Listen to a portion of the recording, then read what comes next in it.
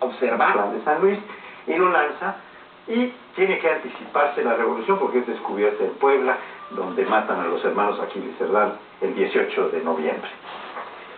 Pero la verdad es que el plan de San Luis no era un plan para dinamitar a las instituciones o para mandarlas al diablo. Era un plan para reivindicarlas, hacerlas democráticas y funcionales. Las instituciones que estaban planteadas en la Constitución de 1857 son las que quiere reivindicar Madero, con el lema de sufragio efectivo, que estaba negado, y no reelección, porque don Porfirio se había reelegido durante más de 30 años. ¿Qué es lo que pasa? Que la revolución se arranca en 1910 y va a terminar la revolución armada, la parte armada, en 1915. Pero las fuerzas que se confrontan finalmente, que son dos grandes fuerzas, que podemos llamar una convencionista, donde están zapatistas y villistas, y la otra constitucionalista, porque es la de Carranza, que está reivindicando la Constitución de 57, después de asesinado Madero en 1913, se levanta para reivindicar la Constitución de 1857. Todavía no estaba prevista la Constitución de 1917, que es lo que realmente debíamos celebrar como reconstrucción de instituciones. Porque no es dinamitada la Constitución de 1857, sino reivindicada. Y triunfa el bando carrancista, que va a plantear una nueva Constitución. Esta Constitución, que tiene muchos valores, que reivindica no solo derechos individuales como la de 57 o garantías o derechos humanos individuales de la persona, sino de los grupos fundamentales, de los obreros, de los campesinos, en el artículo 123, en el artículo 27 constitucional, y que esto pues hoy en día habría que ver qué tanto lo podemos celebrar, cuáles son los avances en estos terrenos, ¿no? Cómo viven los campesinos, qué tanto participan de la riqueza, y los trabajadores. Porque sobre unos y otros se han impuesto burocracias sindicales, liderazgos verdaderamente lastimosos en cuanto a las masas que dirigen, que están chupando y es cierto que entonces hubo ese lanzamiento, pero que no era para dinamitar las instituciones, sino para hacerlas vigentes, democráticas, funcionales. La segunda cosa que yo quiero tocar es la organización de este centenario, bicentenario. La celebración se ha sido verdaderamente desastroso, caótico. Cada institución hace su propio programa, no hay una buena coordinación, que es lo que se esperaría, y yo termino ya con esto. Y hay una verdadera competencia entre la promoción federal y la promoción del Distrito Federal en la celebración del centenario y del bicentenario. Y cada institución por su cuenta y bajo sus riesgos está haciendo promociones, publicaciones, espectáculos, arcos de triunfo y de derrota, en fin, y ahí lo dejo. Bueno, yo sí creo que fueron dinamitadas las instituciones que existían, mandaron al diablo a sus instituciones, o sea, las de don Porfirio, porque eran las realmente existentes.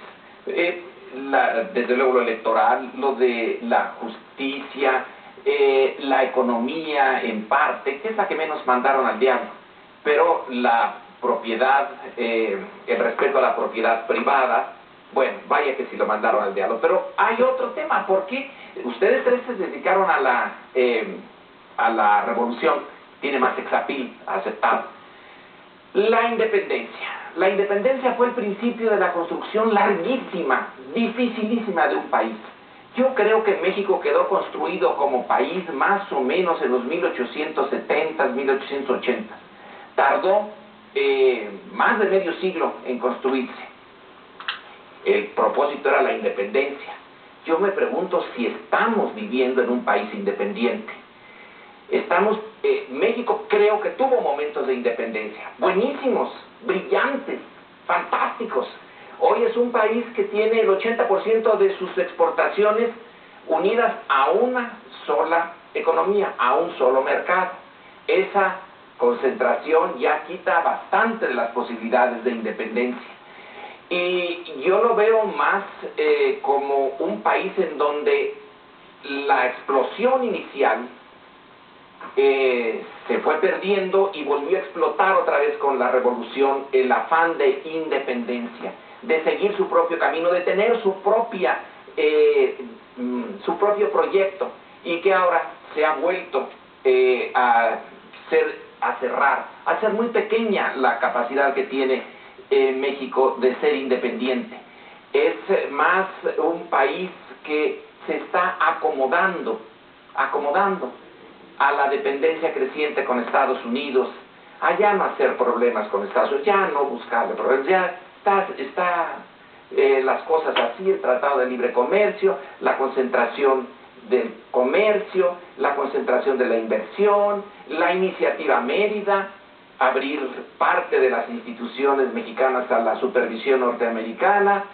En realidad, ahora quien toma la antorcha de la independencia en nuestra región es Brasil, es Venezuela, cada quien por su lado y con sus cosas muy, realmente muy peculiares. Pero en fin, el tiempo se nos fue, pero le recordamos, vamos a seguir tratando y ahondando en cada uno de estos temas a lo largo del año de las celebraciones de centenarios y bicentenarios. No se vayan, espérenos un momentito y volvemos con ustedes.